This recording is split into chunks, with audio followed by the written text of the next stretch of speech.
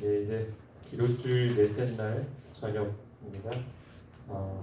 비움, 체험, 아름다움이라는 주제를 가지고 이제 지난 3일간 말씀을 드렸습니다. 오늘은 네 번째 시간으로 제목을 이렇게 정해봤습니다. 정금같이 나오리라.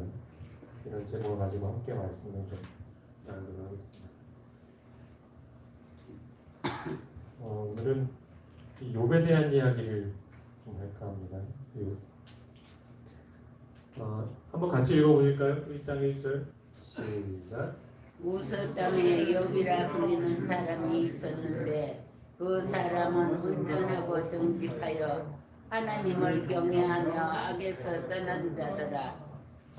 네, 성경에서 이렇게 격한 칭찬을 받은 사람이 거의 없는데 몇 안 되는데 그 중에 한 사람이 욥입니다. 온전하고 정직하고 악에서 떠난 사람.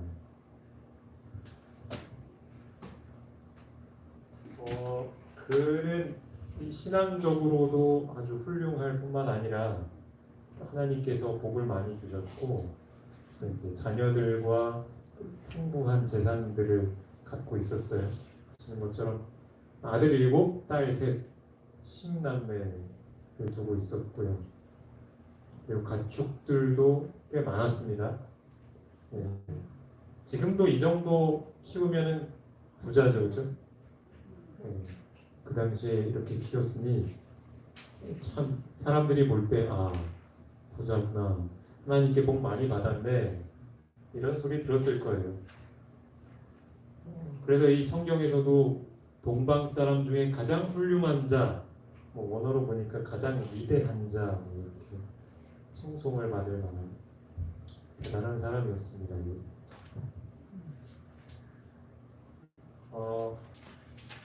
그가 얼마나 훌륭한 신앙인이었는가를 보여주는 한 예입니다. 여기 보면 이제 아들이 생일을 맞아서 잔치를 벌이면 자기 형제들을 다 초대하고 또 자기 누이들도 다 초대를 해요. 그래서 아주 흥겨운 잔치를 벌입니다. 이제 그리고 나면 이제 욥이 그 자녀들을 다 불러요. 그래서 이제 그들의 명수대로 번제를 드렸대요. 그러니까 번제를 몇 번 드렸을까요? 10번. 10번. 성결하게 하려고요. 깨끗하게 하려고요.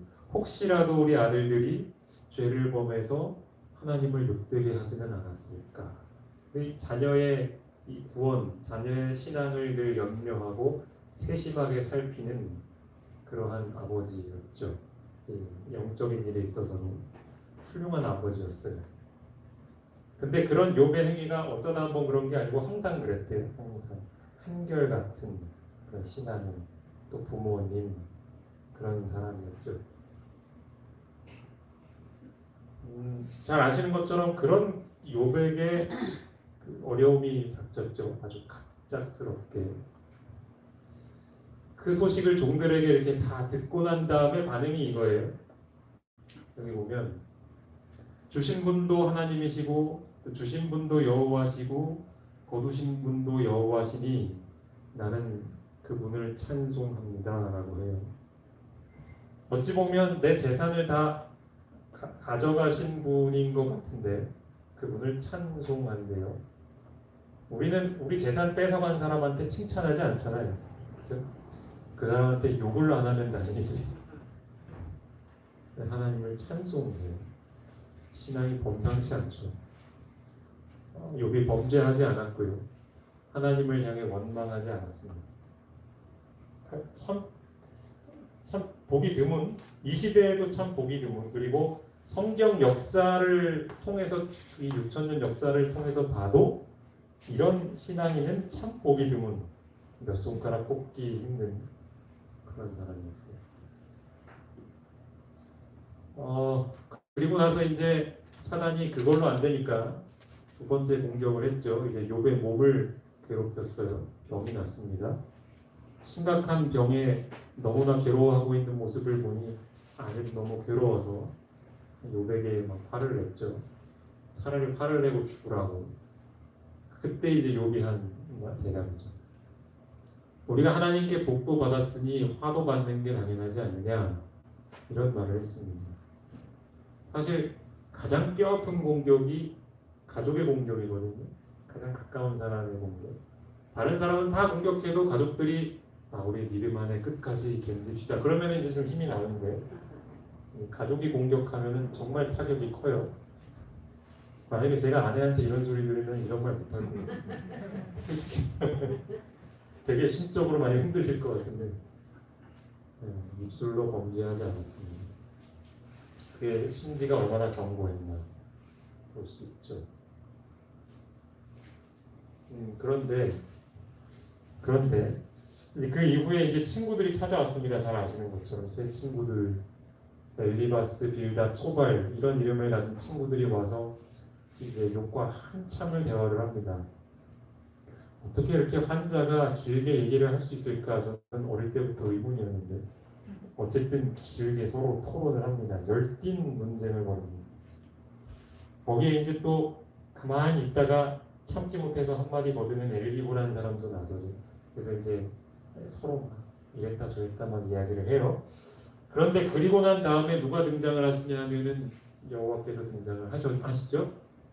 폭풍우 가운데서 아주 위험 있고 두려운 모습으로 등장을 하십니다. 그리고 욥에게 말씀하십니다.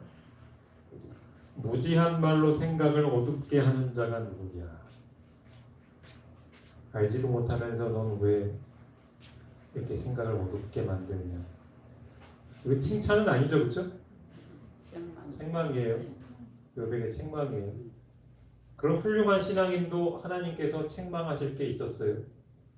그렇죠? 그리고 이제 중간에 또 한번 하나님이 또 한마디 하셔요. 트집 잡는 자가 전능자와 다투겠느냐? 하나님을 탓하는 자는 대답할지니라 하면서 너 왜 나를 탓하느냐? 네가 의로운 거를 내세우려고 나를 깎아내리려느냐? 그런 의도로 이렇게 말씀하시는 거죠. 욥이 이렇게 엄하게 하나님께 혼나요. 여기 또 비슷한 말이 나옵니다. 네가 내 공의를 부인하려느냐? 내 의를 세우려고 나를 악하다 하겠느냐? 요즘도 그런 분들이 있어요. 본인이 의롭다, 본인이 선하다, 난 결백하다라는 거 주장하려고 상대방을 깎아내리는 사람들이 있어요. 그렇죠? 네, 많죠. 정치인들은 다 그래요. 정치인들 다 그래요. 이제 하나님이 욥에게 네가 지금 그러고 있다 이렇게 얘기하시는 거죠. 그게 이제 잘못됐다는 거죠. 욥이 왜 이렇게 혼났을까? 근데 그 얘기는 이제 조금 이따가 이어서 해보고. 지금 이렇게 욥을 혼내시면서 이 성경의 한 4장 정도 아주 길게 욥과 또 아까 말했던 세 친구 엘리후를 포함해서 그 사람들 앞에서 아주 무섭고 두려운 모습으로 자신에 대한 이야기를 쭉 하시잖아요. 무슨 얘기를 하시나 제가 이제 그냥 단어들만 여기 추려놨어요. 근데 하나님이 만드신 것들 있죠. 이건 다 하나님이 직접 만드시고 관리하시고 그다음에 또 이걸 만들기 위해서 또 구상을 하셔야 되잖아요. 고안을 하셔야 되잖아요. 어떻게 만들까? 이제 그런 것들이 나와 있죠. 목록들이 땅의 기초, 바다, 아침과 새벽, 빛과 어둠, 눈과 우박, 창고, 바람, 홍수, 천둥과 번개, 비, 서리, 별자리들, 하늘의 궤도, 수탉, 구름, 사자, 까마귀 새끼, 염소, 암사슴, 여기서 안 끝나요. 들나귀, 들소, 타조, 말, 매, 독수리, 베헤못. 이 베헤못이라는 것은 하마로도 번역이 된다고 해요. 리오야다는 악어. 이런 것들을 쭉 소개를 하시면서 내가 이런 거 만들었다. 이 동물들이 얼마나 훌륭한지 아냐.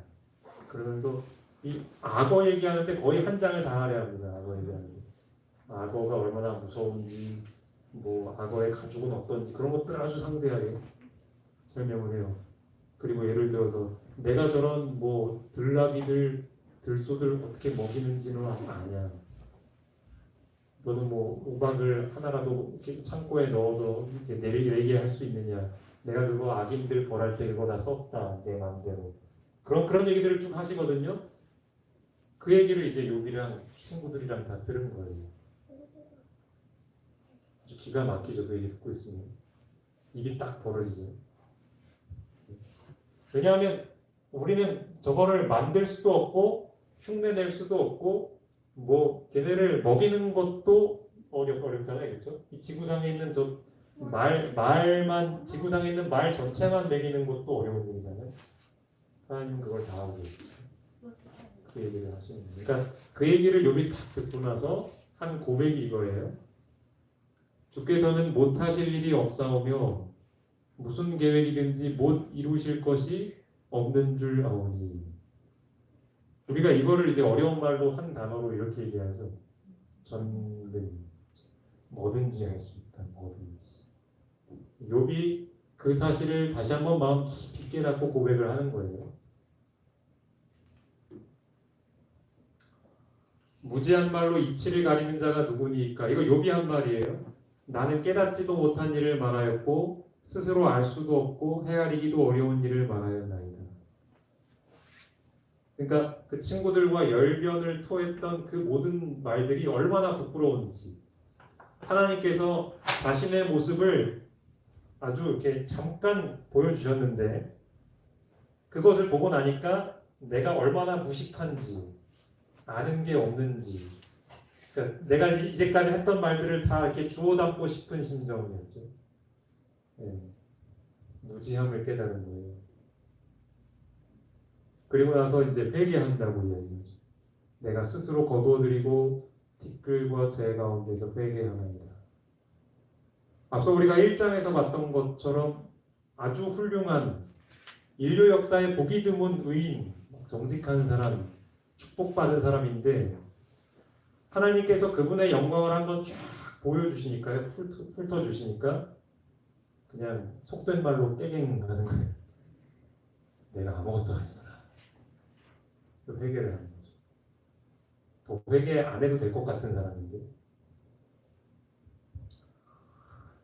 그리고 나서 하나님께서는 그의 회개와 또 친구들의 회개를 받으시고 이제 욥에게 축복을 주시는데 얼마나 많이 주셨대요?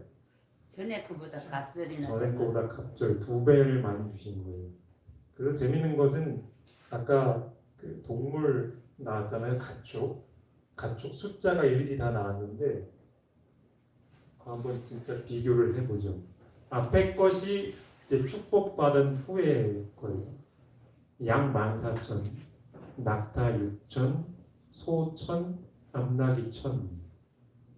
그 이제 오른쪽에 있는 거는 아까 그 고난 받기 전에 축복받기 전의 숫자예요. 성민아 봐봐. 다 2배가 맞아? 맞아. 7,000, 14,000 이게 다 그렇죠, 그렇죠? 정확히 2배. 그리고 이제 이것도 한번 비교해 보죠. 이거 이제 아들과 딸에 대한 내용인데 아주 여기 재밌는 게 있습니다. 아들과 딸의 숫자는 똑같아요. 네. 똑같아요. 그런데 차이가 있어요. 여기 이제 첫째 딸의 이름은 영이마, 둘째 딸의 딸은 그시야, 셋째 딸은 게렌합북이라 이름을 지어 주었어요. 별로 이상한 일 아니잖아요, 그렇죠? 별로 이상한 일 아니에요. 네? 전에 이름이 없었나 봐요. 아니 전에도 이름이 있었지. 이름은 이름을 지어줬어요. 이름이 저기 뭔 뜻이야 그냥. 여기 한번 보세요. 근데 이 오른쪽에 있는 1장 5절은 그냥 아들 7과 딸 3 그리고 딸이 어떻다라는 얘기는 없어요. 없어요. 네. 그리고 자세히 보시면 아까 그 욥이 우리 자식들이 혹시라도 죄를 지었으면 어떻게 하나 하는 마음으로 그 제사를 드린 것도 잘 보니 아들들이에요. 아들들. 그런데 이 42장에 보면은 딸의 이름을 지어줬다는 이야기가 나오고 그리고 그 뒤에 보면은 아버지가 그들에게 그들의 오라비처럼 뭘 주었대요? 기업을 기업을 이제 재산을 준 거예요. 여러분 여기서 뭐 느껴지는 바가 없습니다. 딸도 아들과 같이 기업을 줬으니까 복을 내나 배도 들 주시고 할까요? 그러니까 이게 욥이 아주 훌륭한 아버지고 훌륭한 신앙인이었지만 여전히 그 당시의 문화와 관습에 영향을 받고 있었다는 것을 우리가 여기서 알 수가 있는 거죠. 그래도 아들을 향한 사랑이 훨씬 컸던 거예요. 그렇죠? 그런데 하나님을 만나고 자신이 무지함을 느끼고 그분의 선한 성품을 깨닫게 되면서 욥이 변화된 건 뭐였냐면 딸에 대한 관심. 딸에 대한 관심이 아들에 대한 관심과 동등해졌다는 거예요. 이전엔 그렇지 않아요. 그거를 성경 기자가 일부러 이렇게 표현을 하고 있는 거예요. 네, 여기도 좀 이름을 지어준다는 것은 굉장한 관심의 표현이잖아요. 그래서 아담에게도 하나님이 동물들에게 이름을 지어주는 일을 맡겼죠. 저희 아이들도 그 인형들을 많이 갖고 있거든요, 집에. 특별히 저희 딸들이 동물을 좋아해서 동물 인형들을 이렇게 갖고 있는데 걔네들 이름을 지어줘요, 이름을. 물론 이름을 되게 그냥 단순하고 웃기게 짓습니다. 근데 그 이름을 하나 지어주려면 이 인형의 특징, 색깔, 뭐 그런 것들을 이렇게 봐야 할 거 아니에요? 심지어 인형도 그런데 딸의 이름을 지어줬다는 것은 그 딸에 대한 관심, 또 기대, 소망 이런 것들이 담겨 있다는 뜻이잖아요. 그렇죠. 욥은 이렇게 표현을 해요. 하나님을 만났던 경우, 하나님께서 폭풍우 속에 나타나셔서 욥에게 아주 폭포수처럼 자신에 대해서 쏟아놓으셨던 그 경험을 이렇게 표현을 하는 거예요. 내가 죽게 대하여 귀로 듣기만 하였사오나. 이것은 이전에 알고 있던 하나님에 대한 경험. 근데 이제는 눈으로 주를 배웁니다. 여러분, 듣는 것보다 보는 게 훨씬 더 확실하잖아요, 그렇죠? 그럼 직접 네. 대면하니까. 네, 그렇죠. 그러니까 하나님에 대해서 더 분명한 지식을 얻게 된 거죠. 하나님을 더 분명히 본 거예요. 그 사건을 통해서. 그러니까 우리는 이해가 잘 안 돼요. 욥기를 보면 항상 사람들이 이야기하는 건 왜 그렇게 욥같이 훌륭한 신앙인도 선한 사람도 왜 그렇게 죽을 고생을 해야 하는가? 사탄이 한번 그렇게 의문을 제기했다고 그것 때문에 이 사람을 희생시켜야 되는가? 그런 질문들 많이 하시잖아요. 그리고 아무리 설교에서 설명을 하고 듣고 있어도 이해 안 되는 분들은 계속 이해가 안 돼요. 여전히 하나님은 나빴어 이렇게 생각하거든요. 근데 여러분 하나님은 다 계획이 있으신 거예요. 생각이 있으신 거예요. 그리고 하나님은 비록 그것이 우리 생각과 차이가 있다 할지라도 당신의 뜻대로 일을 이끌어 가시는 분이시죠. 결국 욥에게 자신에 대해서 분명한 지식과 성품을 보여주셔요. 이게 제가 지금 드린 말씀이죠. 우리 생각은 하나님의 생각과 달라요.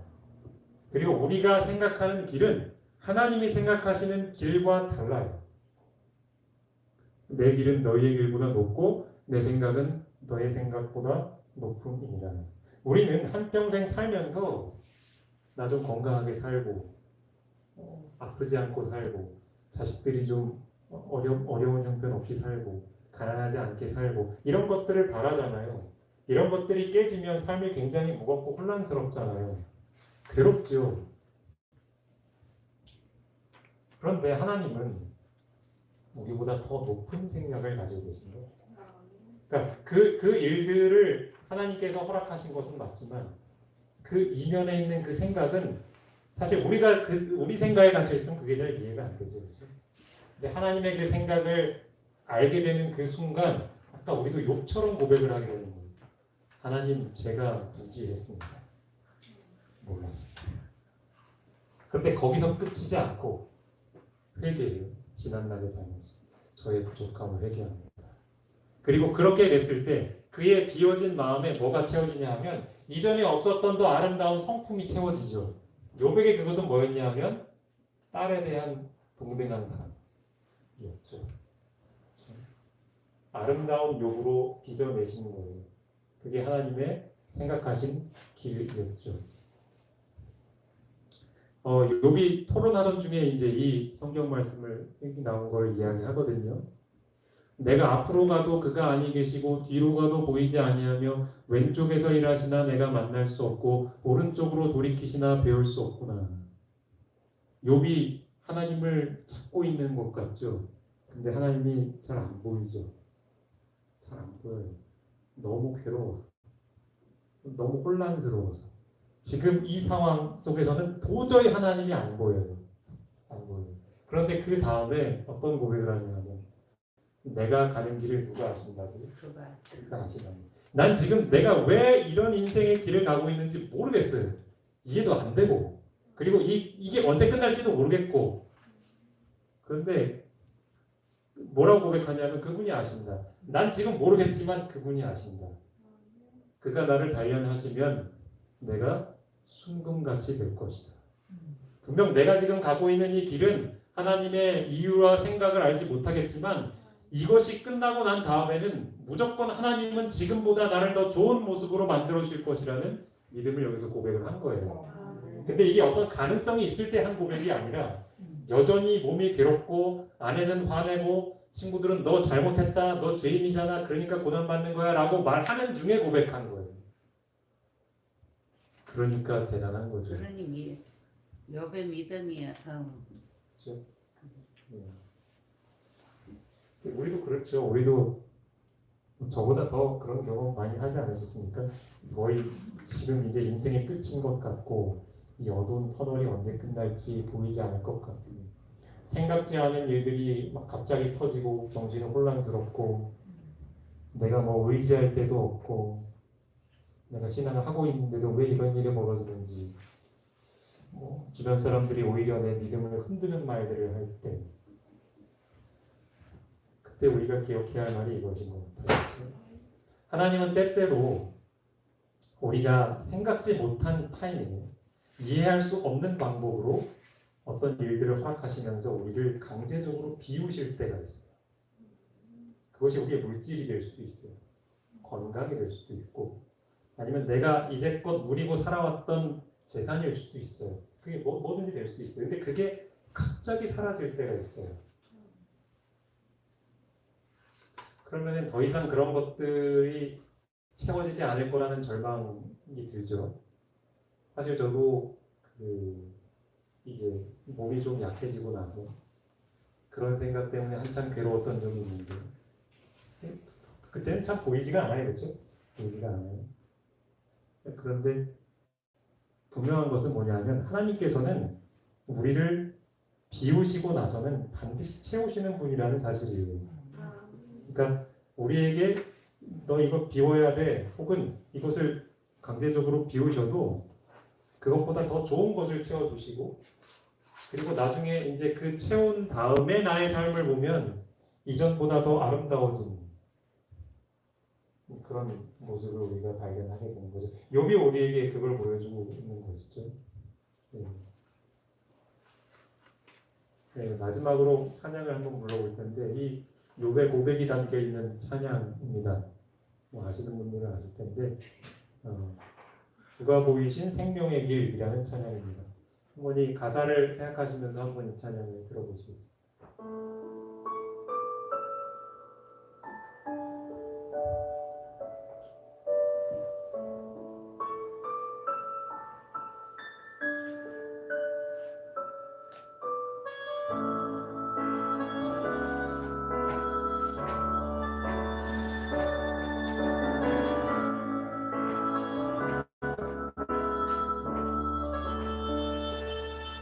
주가 보이신 생명의